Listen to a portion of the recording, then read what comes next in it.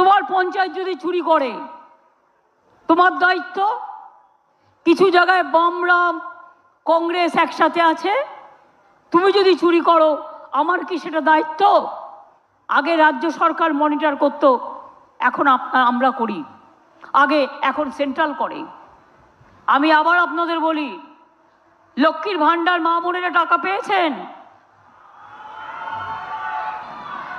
টাকা বেড়েছে? 500টা 1000 পেয়েছেন? 1000 যারা পেতেন 1200 পেয়েছেন?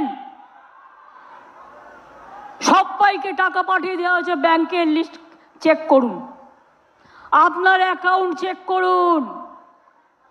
আর 6 লক্ষ মহিলা যাদের বয়স 60 বছর হয়ে গেছে, আগে লক্ষ্মীর ভান্ডার 60 বছর পর্যন্ত ছিল, আমরা তাদের সবাইকে আবার নতুন করে দিচ্ছি।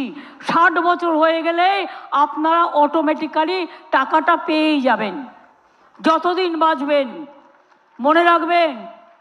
আর যাদেরটা এখনো যায়নি তারা 2-1 দিনের মধ্যে পেয়ে যাবেন। টাকা অলরেডি চলে যেতে শুরু করেছে। 2,05,00,000 মহিলা ইতিমধ্যেই টাকা পেয়ে গেছে। মোদিবাবু কি বলছে?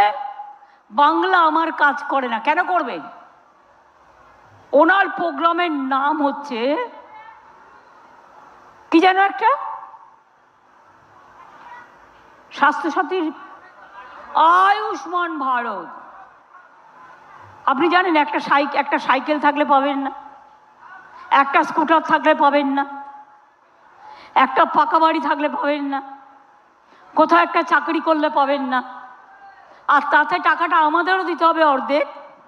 আর মাত্র 1 কোটি লোক সুযোগ পাবে। আর আমরা যেটা স্বাস্থ্যসাথী করেছি, 9 কোটি পরিবারকে আমরা দিচ্ছি। 9 কোটি পরিবারের লোকেরা স্বাস্থ্যসাথী সুযোগ পাচ্ছি।